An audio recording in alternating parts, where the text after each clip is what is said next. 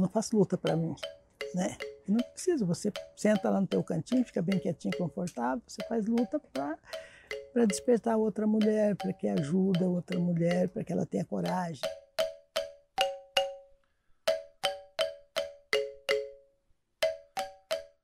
Meu nome é Dalzira Maria Aparecida. Fiquei sem sobrenome na segunda via do registro de nascimento, né? Pedimos segunda via. E aí não veio só Dalzira Maria Aparecida. É preto, né? Tá tudo bom. E acho que viram lá que, sei lá também, ou esqueceram, e não veio o nome completo. Aí, como a gente morava numa fazenda e o patrão era o candidato a vereador, ele tinha loucura que desse tudo certo, então falou, não precisa, toca assim mesmo, e acabou ficando sem sobrenome. Depois eu até gostei, porque o sobrenome Santos, né, que meu sobrenome seria Santos, seria os escravos, que era escravo dos santos, né?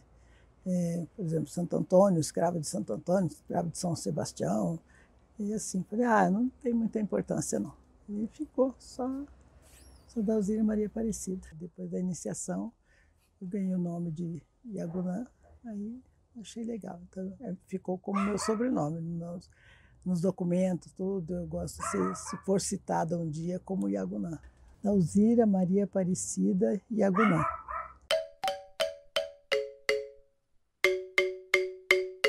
Eu nasci em Minas. Foi uma trajetória de rural urbano muito engraçado, né? Porque eu nasci em Minas, em Guaxupé, na cidade de Guaxupé. Depois meu pai veio para o interior de São Paulo. Aí viemos para São Paulo, eu vim com 2 anos de idade.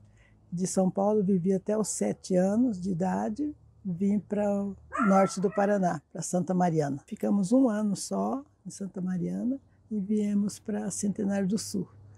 Aí em Centenário do Sul a gente ficou mais ou menos uns 12 anos.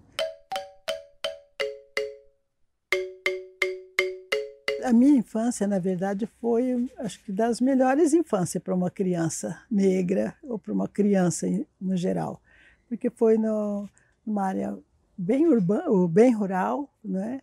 E que não tinha, não porque não tivesse, mas a gente não tinha convívio com outras pessoas que não a família mesmo.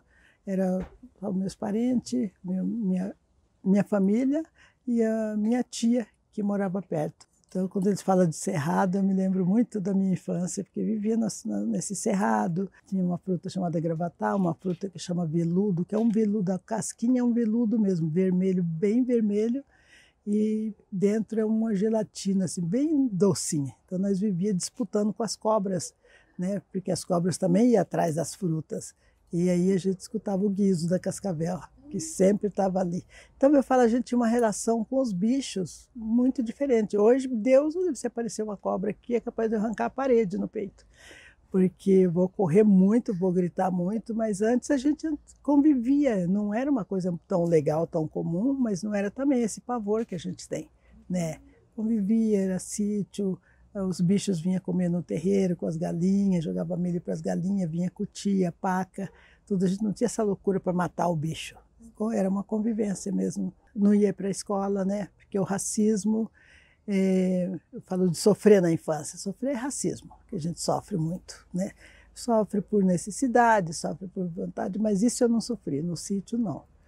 E aí brincava, tinha uma família branca, que a gente nunca percebeu a diferença se eles eram brancos ou se eles não eram brancos, porque nunca foi dito entre nós. Negra, isso, não, a gente brincava, as crianças brincavam junto. Minha amiga chamava Tarsila, tinha muita vontade de reencontrá-la. Todas as minhas amigas de infância, de adolescência, eu não a vi mais. Mas foi uma infância muito feliz. Brincar em nascente de água, fazer casinha, fazer forninho, que a gente achava que era forno, foi colocar o pé, cobrir de areia, né, e ficava. Então, a gente, do jeito que os adultos faziam deles, a gente fazia os nossos também. Então, era muito, muito, muito feliz. O meu sonho era ter uma boneca, ter uma boneca que chorasse, e um brinco de ouro e uma sombrinha. Olha, o sonho. Aí fui ter o brinco de ouro com 13 anos, com 12 para 13, a sombrinha também. e a boneca eu não tive. Então hoje eu tenho um monte de boneca, talvez é um retardamento desse sonho, né? E nenhuma delas chora, mas aí eu já tive os bonecas que chorassem, que foi meus filhos adotivos, que choraram até demais. São sonhos de infância bobo, mas que não é tão bobo assim, que é tão pequeno, né? Que poderia ter sido sanado na infância mesmo. Mas meu pai não dava muita. Aí foi uma vez que comprou uma boneca, sabe aquelas bonecas de porcelana, de plástico, todo grudado nos braços. Eu queria vestir roupa, eu queria trocar, fiquei com muita raiva daquela boneca que ele trouxe, então nem dei satisfação. Mas na fase que a gente está falando de vivência, de infância, foi uma infância muito boa, e eu acredito por não ter ido na escola. Que na escola é que começa segundo núcleo, né? E esse núcleo já vem contaminado de casa, eu acredito. Porque como é que uma criança vai ter tanta rivalidade com a outra por causa da cor da pele? Eu creio que a gente vai se tornando ativista diante das necessidades, né? Das rivalidades. Eu falo, na infância eu não tive. E aí depois, quando eu já fiquei mais adolescente, aí que começou. E de um lugar que eu nunca esperava que começasse, foi da Igreja Católica, né? E eu despertei a vontade de ir para o convento, porque a gente cantava no coral da igreja, né, de Centenário do Sul. Diziam que eu era soprano, sou, né? Mas hoje eu não sopro nem fogo. Porque a gente vai perdendo também. Se você não usa a voz, né? Eu tenho uma rouquidão que eu peguei quando a minha irmã faleceu e eu fiquei sem voz. Aí voltou a voz, mas voltou uma voz muito, muito baixinho, muito pouquinho, e depois foi melhorando. Então eu até agradeço ter essa voz que tenho hoje. A necessidade que vai fazendo com que a gente tem que fortalecer, tem que fazer alguma coisa, tem que buscar, tem que sobreviver, né? Viver plenamente, eu acredito que a gente não vive, porque tem que brigar com todos esses vieses aí que são terríveis. Tem um amigo que ele falava, quando a gente mudou aqui, ele falava que o pai dele, na mesa de refeição, sempre falava: cuidado, não anda com preto, porque qualquer momento ele pode cometer um ato que não seja bom. E aí um dia eu fui jantar na casa deles, fui mesmo para ver como é que ele ia reagir. Ele ficou na mesa, comeu, não falou um A, nem para os filhos, nem para ninguém. Eu falei, eu quero ver o que ele vai falar hoje, né? Mas não falou, e o filho dele já sabia que eu fui realmente, não fui só para isso, mas também. Eu quero ver como vai ser a renúncia dele, o repúdio dele comigo. Não teve, que não teve coragem, porque a gente morava numa cidadezinha pequena, aí tinha as festas de igreja. Sempre o viés é porque é a aglomeração, né, onde aglomera. Então aqueles dizeres horríveis, escureceu, vai chover, a gente sabia que o tempo estava como está hoje aqui, vai chover, ai que nuvem escura. Então era pra gente, eu fui ficando com raiva daquilo, eu tinha uma amiga chamada Renata, e a gente sempre estava junto, e sempre era para nós, né? Para nós, para os pretos que passavam. E aí eu comecei a responder com palavrão, baixo mesmo, do jeito que queriam que eu respondesse, eu ia. Aí chegou até um momento, eu pensei, não dá para ser assim. Primeiro eu queria ir para o convento, a freira disse que não, porque aí falou para minha amiga, ela falou assim, ela era a dita mulata, né? Que é o termo que a gente repudia hoje para não falar. Aí ela falou assim, eu falei, você fala, porque eu já sabia que tinha lá no ar alguma coisa que dizia que o povo dizia que preto não ia para o convento, né? Mas ela queria ir, eu também achava lindo, lúdico, aquelas freiras chegaram. Claro que chegou o poder, né, gente? Era o poder, o segundo poder, a igreja era o segundo poder. Eles não gostam que a gente fala, mas era o segundo poder. Até por conta da ditadura, a gente corria para onde? Eles falam, vocês eram um grupo de União Consciência Negra, vivia dentro da igreja. Não é que vivia, era lá que era o refúgio, porque eles tinham a voz. O bispo ia lá, retirava da cadeia mesmo na ditadura, né? E a gente não tinha, qual de nós que ia tirar uns aos outros? E a minha amiga chegou e falou assim, eu queria ir nós queríamos entrar no convento. Se ela ficou quieta, tem alguma coisa. Daí a minha amiga insistiu, falou assim, mas nós ouvimos dizer que preto não pode. Ela falou, não falou mais nada. Ela falou, no meu caso, eu posso ir? Eu falei, você já é bem escurinha, né? Então, se ela era bem escurinha e eu muito mais, Aí eu falei, bom, então nem falei nada. Não falei nada ali, não falamos nada uma com a outra, mas ali começou realmente, meu desejo de lutar contra isso. Não sabia nem o que era a luta, o que eu ia fazer, só foi um repúdio, uma revolta. Aí eu não falei para os meus pais, não contei para ninguém, remoí isso por muito tempo, ia na igreja, via a mesma freira sempre, mas aí eu falava, um dia eu vou falar, né? Aí, porque meu pai era católico, cristão mesmo, de congregado mariano, não ia acreditar, não ia me ouvir, eu achava. Aí fui roendo esse negócio, me triturando dia a dia, né? Aí depois, aí fui ficando, mas sempre na igreja, porque era o lugar que a gente ia, cristianismo é assim, tem que servir a Deus, porque senão você vai para o inferno, aquele medo do inferno que a gente tinha, que acho que a gente já estava e não sabia, né?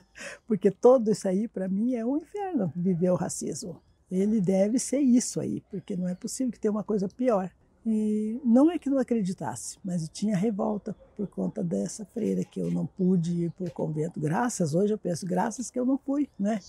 Não é que eu sou melhor do que elas hoje, mas ali dentro, já que era assim, eu não ia para lado nenhum, né? Eu ia ficar uma serviçal, que eu tenho certeza disso, né? E sofrer muito, né? Então sofrer a gente já sofre, mas sofrendo livre é bem melhor. Eu vim para cá em 70, mas eu arrumei meu primeiro emprego mesmo, remunerado. Eu trabalhei de diarista por muito tempo. No inverno, aquele frio, elas mandavam lavar o teto. Mas aí sobrevive, né? Mas de todos os sofrimentos, todos eles, o pior foi o racismo mesmo.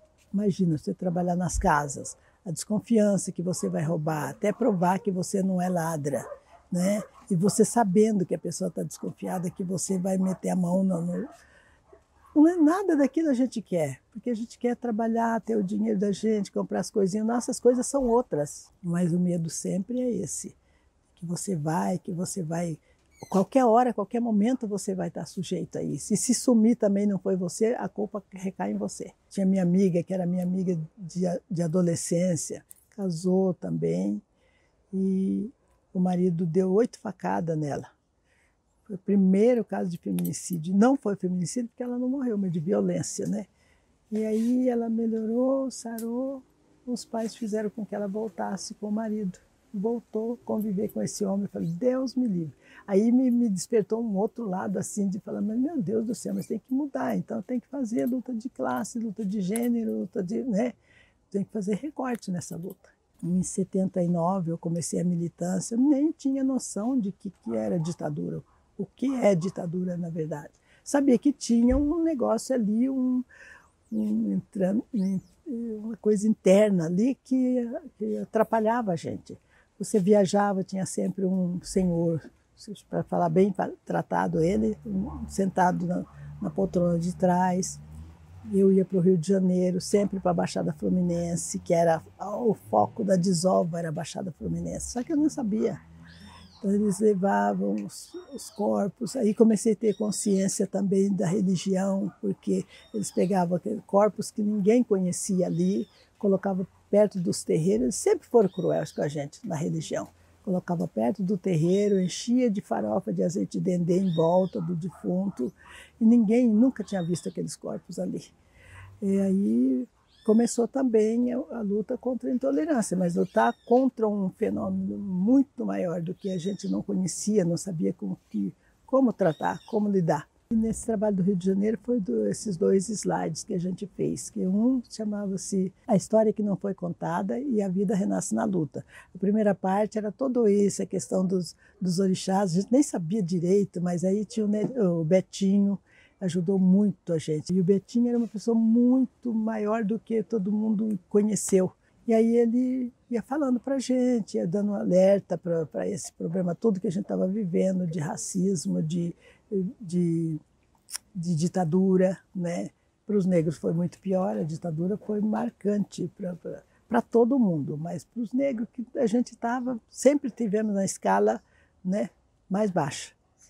Perante o que eles imaginam de nós. Nós estamos no nosso lugar, sempre tivemos no nosso lugar, né? Por outro lado da ancestralidade.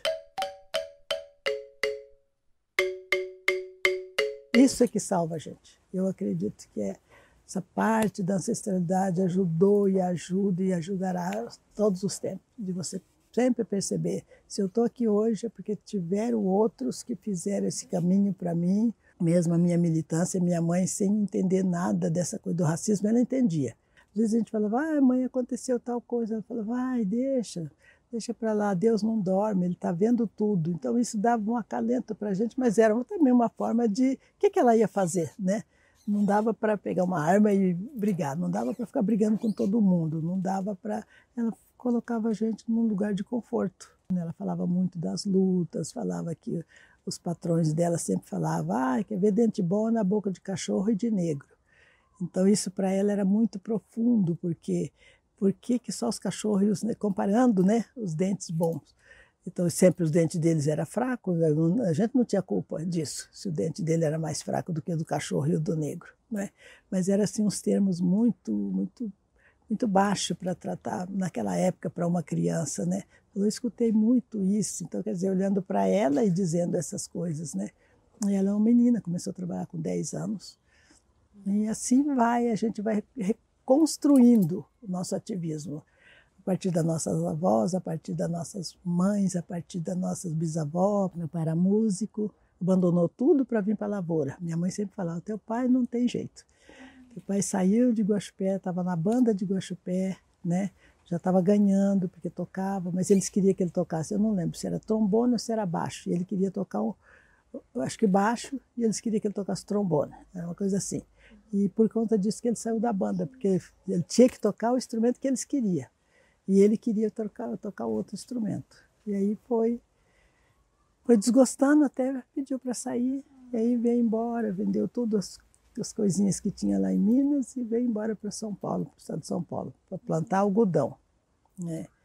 Meu avô plantava algodão, arroz, era muita lavoura, era algodão e arroz. E aí tinha toda a família, os tios dele, tio avô meu. Então reuniu toda a família e foram para essa fazenda lá, plantar. Aí eles arrendavam. E assim a gente foi vivendo, junto com esse racismo, junto com a discriminação. E aí o ativismo vem por aí. Vem por aí você vai assistindo, você vai vendo, você vai tentando desvencilhar também. E quando não dá, você tem que pedir ajuda, né? E esse pedir ajuda você tem que ter consciência também. Maria da Conceição Felipe foi a pessoa que me convidou para entrar na luta de classe mesmo, de racial, que foi do Grucon. Na época eles falaram, o Grucon não existe mais. Eu falei, não precisa existir. O Grucon não é um grupo para ficar a vida inteira, porque é um grupo de conscientização. Você pode fazer conscientização sozinha, você pode fazer em grupo, você pode fazer, não é? Mas ele existe.